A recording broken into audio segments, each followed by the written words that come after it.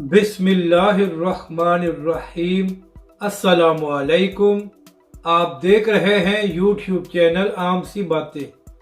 तहरीक लब्बैक का बड़ा मुतालबा मान लिया गया। पाक फौज और अल्लामा साद हुसैन रिजवी का एक ही मौक़िफ़। इस वीडियो में हम इसी के मुतालिक बात करेंगे। नाज़रीन कराम, आप सब जानते हैं कि अल्लामा खादिम हुसैन रिजवी अलैहि रहमा शायर मशरक़ अल्लामा इकबाल से किस कदर मोहब्बत करते थे और अल्लामा खादिम हुसैन रिजवी अलैहि रहमा किस तरह उनके अशार को पढ़ा करते थे।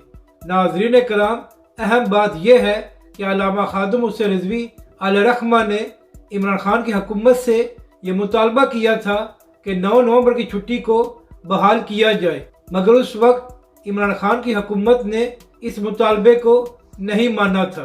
तो नाज़रीन कराम, इसी हवाले से एक अच्छी खबर सामने आई है कि मौजूदा हुकूमत ने नोटिफिकेशन जारी कर दिया है कि 9 नवंबर को सरकारी छुट्टी होगी। तो ये तहरीक लब्बैक और अल्लामा खादिम हुसैन रिजवी अलैहि रहमा का एक बड़ा मुतालबा पूरा हो गया है।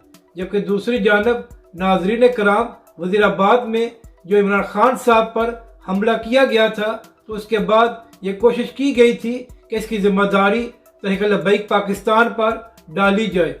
तो इसी हवाले से तहरीक लब्बैक के सरबराह अल्लामा साद हुसैन रिजवी ने इमरान खान को मुखातब करते हुए कहा था कि इमरान खान साहब, ये क्या मसला है कि खैबर पख्तूनख्वा में आपकी हुकूमत थी और वहाँ पर भी हमारे कारकुनों पर गोलियाँ चलाई गई थी, और अब पंजाब में भी आपकी हुकूमत है और आपके ऊपर ही गोलियाँ चल गई हैं। इसके बाद अल्लामा साद हुसैन रिजवी ने इमरान खान से मुतालबा किया था कि ये आपका काम है कि आप तहकीक करें कि कौन लोग हैं जो छुप कर गोलियाँ चलाते हैं। और नाज़रीन कराम, अहम बात यह है कि इमरान खान साहब ने शहबाज शरीफ, राना सनाउल्लाह और एक ISI के ऑफिसर पर इल्ज़ाम लगाया था कि इनकी वजह से मेरे ऊपर हमला किया गया है।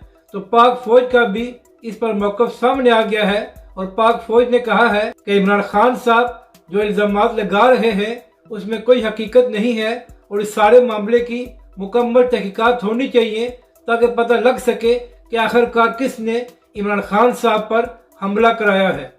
अपनी राय का ज़रूर इज़हार करें कि आपको ये वीडियो कैसी लगी और हमारे इस चैनल को भी सब्सक्राइब करें।